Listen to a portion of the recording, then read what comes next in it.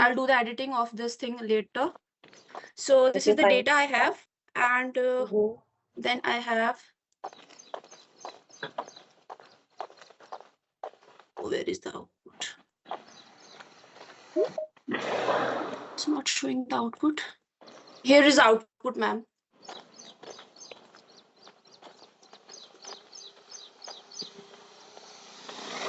Excellent.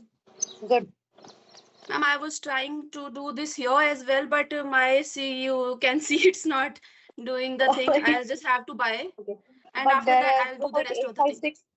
But 0.853, 0.799, these are showing a very good correlation on the two variables. So consider these first. Okay, ma'am. Okay, ma'am. Sure, ma'am. Very nice. Thank you, ma'am. Can I stop sharing, ma'am? Excellent. Yeah, please. Thank you so much, ma'am. को WhatsApp भी कर दूंगी ma'am. चलो ठीक है, recording वगैरह मैंने सारी कर रखी है। बेटा बस बाकी के एक्सपेरिमेंट्स करके इंटरप्रिटेशन सीखना स्टार्ट करो। रितु, और जब करवाया जा रहा है तो आपके पास मतलब बहुत सारे एक्सक्यूजेस हैं। किसी का ऑफिस है, किसी के बच्चे हैं, किसी के पास लैपटॉप नहीं है। मैं तुमको एक्सक्यूजेस ही कहूंगी, क्यों यदि एक सेकंड क्लास में ज्वाइन करने से लेट हो जाता है ना, you are writing a number of messages in the group.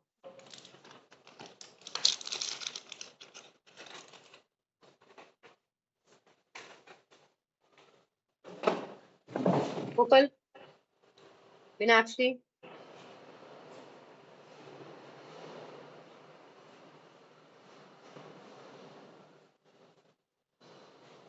Yes, ma'am. Sufal. Now, please, you can share your screen. Yes, ma'am. I can, ma'am. Please, thank you.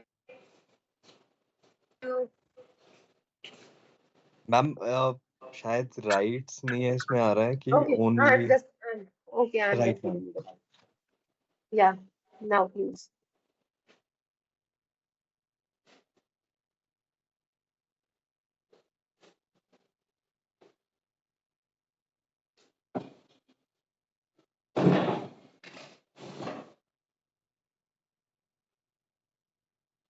Oh, sorry.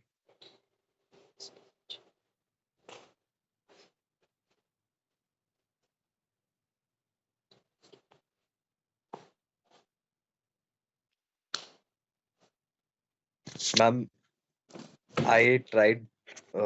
Ma'am, is the screen visible? Yeah, your screen is visible, and you have tried on the two variables only. And these two Yes, variables. सब क्या है भाई? हमारे पास तो नहीं आता ऐसा कुछ भी।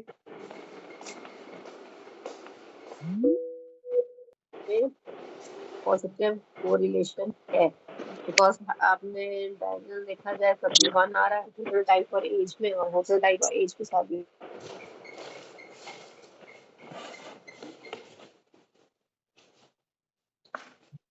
Yes, ma'am. Doing it step by step, ma'am. Okay, fine. Now we are moving to the next one. May I stop sharing? Yeah, please. Thank you. My pleasure.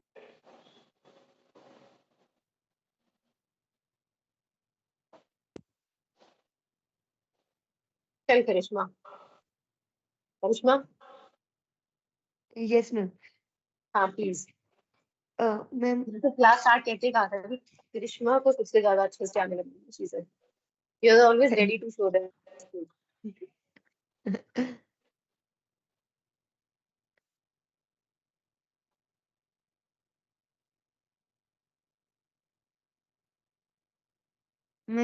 Is my screen visible, ma'am? Yeah, your screen is visible, Karishma. ये मेरा output मैंने output किया था। सभी variables पे मैंने correlation apply किया। Very good. और ये मैंने एक्सेल शीट में कॉपी पेस्ट किया। Excellent work you have done. And मैंने ये इंटरप्रिटेशन निकाली है। फॉर एग्जांपल जैसे मैंने यहाँ पर एजी एंड ईएन, इसका जो कोरिलेशन है वो 0.538 है, जो 0.5 से अबव है, मोर देन है। तो मींस इसमें मॉडरेट कोरिलेशन है, बिकॉज इफ 0.3 से 0.7 के बीच में है तो हमारा मॉडरेट कोरिलेशन होता है, बट पॉजिटिव है।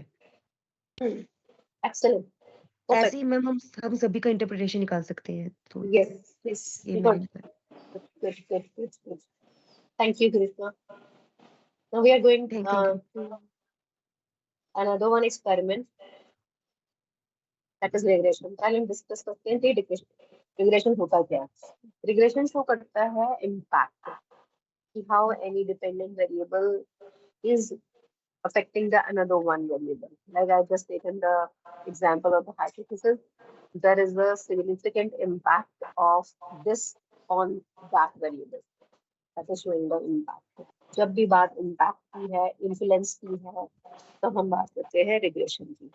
ठीक, रिग्रेशन में भी वैसे रहता है, इसकी मैक्सिमम वैल्यू 0.999 होनी चाहिए, 1 से ज्यादा वैल्यू की कंसीडर नहीं होती.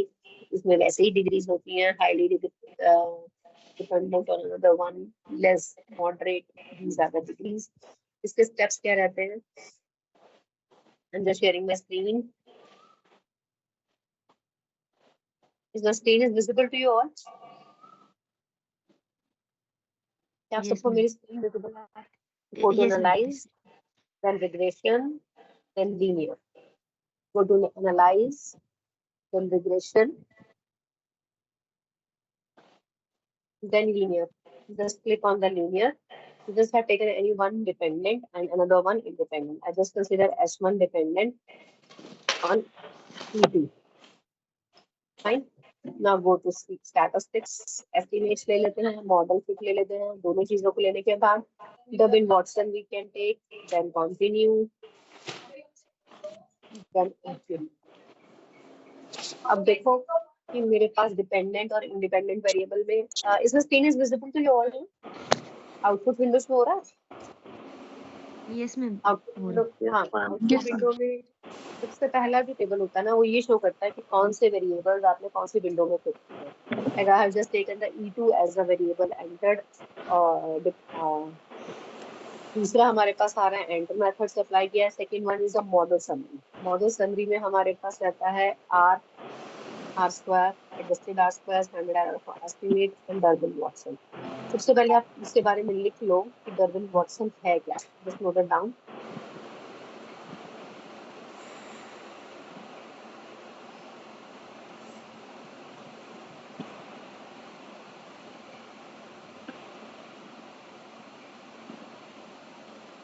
Durbin Watson statistics जिसे हम DW बोलते हैं, which is a regression diagnostic used to detect first order autocorrelation. Serial correlation होता है ना, जैसे like in which we don't have any type of residues. जैसे हम टाइम सीरीज डाटा में कहते हैं, like it ranges from 0 to 4. यदि आपकी वैल्यू near to 2 है, that indicates no autocorrelation. Value closer to 0, that is positive correlation, and closer to 5 suggests the 4 suggests the negative autocorrelation.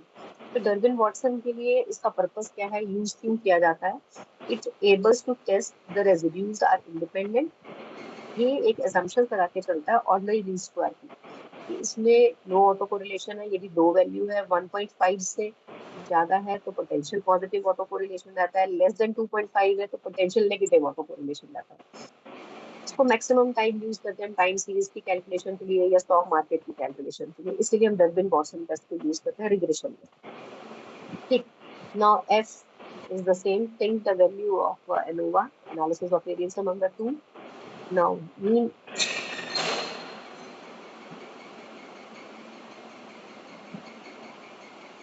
square are the statistical estimates of variances. ये variances कैसे calculate किए जाते हैं? These are calculated dividing a sum of square by their corresponding degree of freedom. जो मेरे पास degree of freedom है उसके साथ जैसे 29.350 है divided by 1. The mean square is 29.350. Now residues are the same thing which are to be left over from the total. 105.565 में से भी 29.350 माइनस करके जाओगे तो 76.215 आता है. Now by this you are calculating the ANOVA. ये आ जाते हैं हम adjusted R square. ऊपर पहले इस वाले वैल्यू ये शो कर रहा है कि उन दोनों के बीच में जो वेरिएबल रिग्रेशन इम्पैक्ट है दैट वाज द 0.527.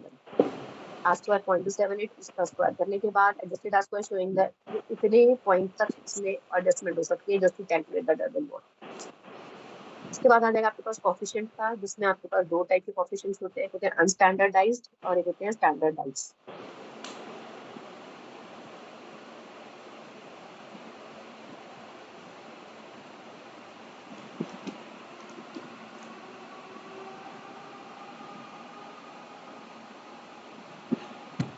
Coefficient है क्या? It is a numerical or a constant factor which is multiplied by the variable. That was the coefficient. अब coefficient में numerical coefficient में तो it was a beta time which is to be considered in that.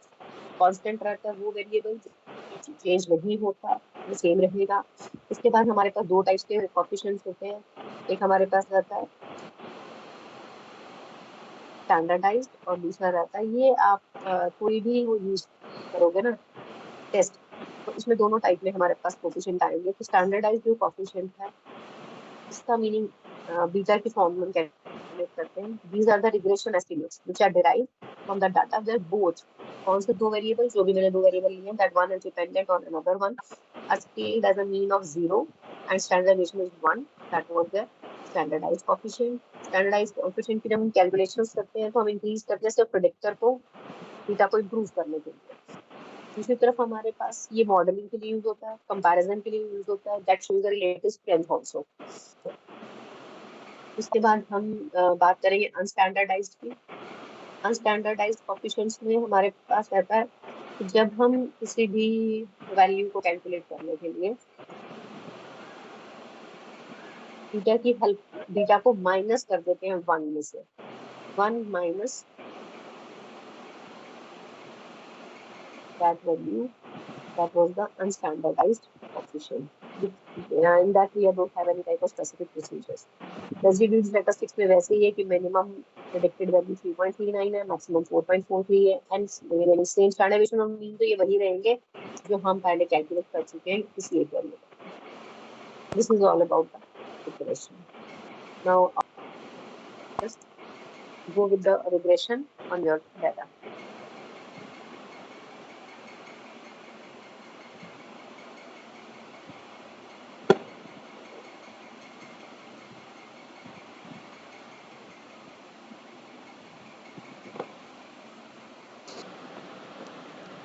Yes, ma'am. Yes, ma'am. देखो experiment number 9 से start है, ऊपर के pages कुछ इस तरीके से होंगे। MP03 software lab based on MP012। मेरे वाला सब्जेक्ट का कोड MP02 है। MP01 जो आपका सेशन से पहले कंप्यूटर्स का लगा था। टाइप ये सब हेडर और फुटर में जाएगा आपके पास से। नेम योर रोल नंबर्स, ठीक है। PhD computer science course work, computer science का मतलब है ये स्कॉलर जो है वो कंप्यूटर साइंस का था। यदि आप मैनेजमेंट के हो तो PhD मैनेजमेंट लिखोगे, आप ऑर्थो के हो तो PhD ऑर्थो लिखोगे, कोर्स वर्क लिखोगे। ये पॉइंट क्लियर है? Now will come to the experiment number 9। इससे पहले आपका इंडेक्स बनेगा, इसमें आप लिखोगे एक्सपेरिमेंट नंबर 9। एक्सपेरिमेंट नंबर में क्या था ये लिखोगे, मतलब क्रिएट अ स्प्रेडशीट इंडेक्स में। उसके बाद आप इसको इस तरीके से स्टार्ट करोगे, like solution step 1 go two variable view, इसका स्क्रीनशॉट लगा दिया, फिर नंबर लिख दिया, सोर्स एसपीएसएस हो गया। Step 2 fill the details of particulars, आपने से फिल की, इसका स्क्रीनशॉट लिया, इसके बारे में लिखना है। स्टेप 3 इसके बारे में लिखना है। ऐसे स्टेप 4 कुछ इस तरीके से ये टेम्पलेट आप स्क्रीनशॉट्स लेते जाओगे और उनको पेस्ट करते जाओगे। अब नेक्स्ट क्वेश्चन आप लोगों के दिमाग में आ रहा होगा कि मैम कलर प्रिंट आउट्स लेने हैं। नहीं, कोई जरूरत नहीं है कलर प्रिंट आउट्स लेने की। आपकी अपनी इंटरप्रिटेशन होनी चाहिए, आपके अपने आउटपुट्स होने चाहिए, आपके अपनी स्क्रीनशॉट्स होने चाहिए। That might be black and white, मुझे इससे कोई फर्क नहीं पड़ता, मगर यहाँ पे आपने एनालिसिस का पोर्शन सबने लिखना है बीच में। Is this clear? मैं आ गया ऐसे एक्सपेरिमेंट 9 के बाद हार्ड कॉपी सबमिट करनी है आपको? हाँ जी हाँ जी, इसकी हार्ड कॉपी होगी विमल सर। Okay ma'am. आपके जो रिजल्ट्स होंगे आपको अपने रिजल्ट्स खुद लिखने हैं इसमें। टेम्पलेट मैंने चैट बॉक्स में वैसे आप लोगों के साथ शेयर कर दिया। इसका इंडेक्स पेज बनाना मत भूलना। इंडेक्स पेज में एक्सपेरिमेंट नंबर 9 आगे उसके बारे में जो भी वो एक्सपेरिमेंट है, ऐसे ही इंडेक्स नंबर 10, एक्सपेरिमेंट नंबर 10 जो एक्सपेरिमेंट है। और ये आपको कहाँ से मिलेगा? ये आपको मिलेगा जो आपके साथ सिलेबस शेयर किया हुआ था वहां से। क्लियर है? मैम डाउट है चैट इसमें? बॉक्स में अभी कुछ आया नहीं। चैट बॉक्स में आया नहीं? आई डोंट नो, सबके पास आया नहीं है, बेटा, बट मेरे पास तो नहीं आया। मैं एक बार रिफ्रेश कर लेती हूँ, एक बार चेक करो, मैंने रिफ्रेश किया दोबारा से। मैम आई गॉट इट, अभी आया जस्ट। यस मैम आ गया मैम। आ गया ना, वो बस रिफ्रेश कर yes ma'am.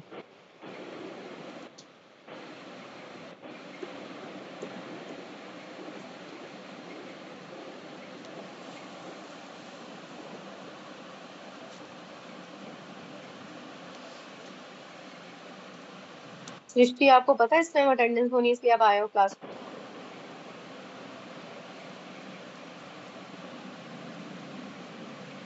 Srishti, is am audible?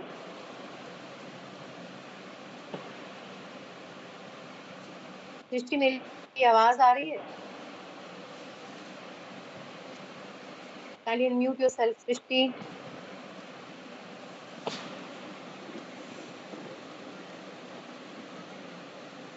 Srishti,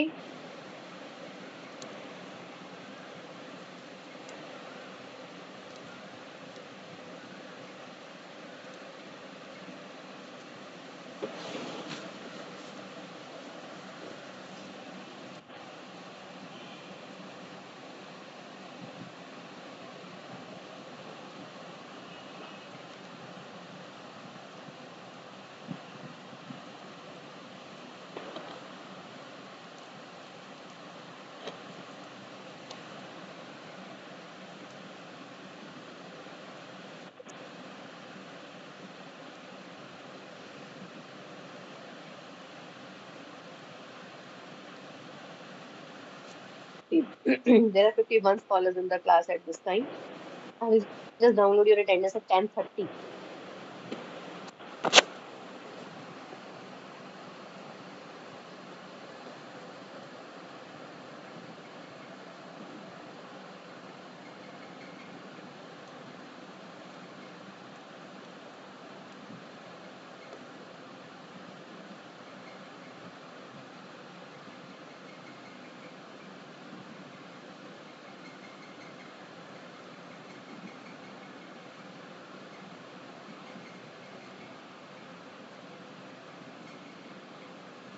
Excuse me, ma'am.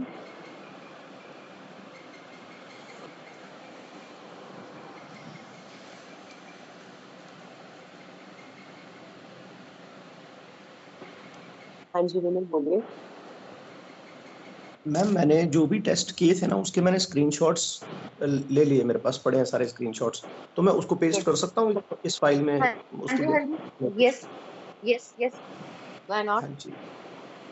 जैसे मैम मैंने जस्ट मैंने आपको उसी टाइम बोला था कि जैसे जैसे आप प्रोग्राम्स को रन कर रहे हैं ना, you just take a screenshots. जी मैम, नहीं जैसे लिए हैं तो आप स्क्रीनशॉट लिए दोबारा मैंने रन कर लो।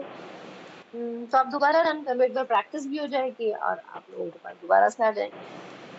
वैसे ये इंस्ट्रक्शन तो मैंने बहुत स्टार्टिंग में किया था, just take a Okay. Screenshots according to your index of the application. कुछ एक्सपेरिमेंट्स के लिए मैम मैंने स्क्रीनशॉट सारों के लिए मैं कर I will practice that. Ji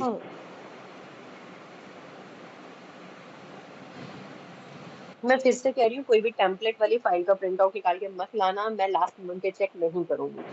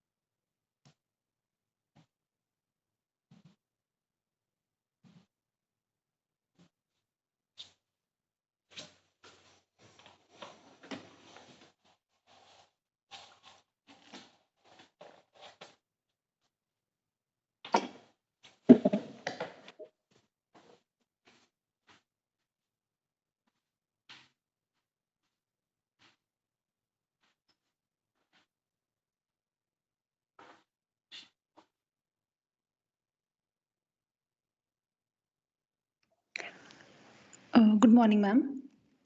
good morning Neha.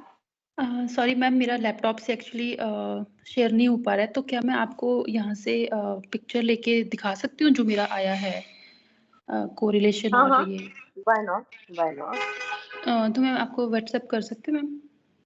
हाँ नेहा, कर दो व्हाट्सएप जी पे। मैम, जैसे जी कि जी, क्लास थैंक यू। ड्यूरेशन में तो मैं व्हाट्सएप पे खुद के बता सकती हूँ आप लोगों को। आप ओके लोग मैम। शाम के बाद करते हो, थोड़ा मुश्किल हो जाता है वो मुझे। जी मैम, मैं अभी आपको कर देती हूँ मैम।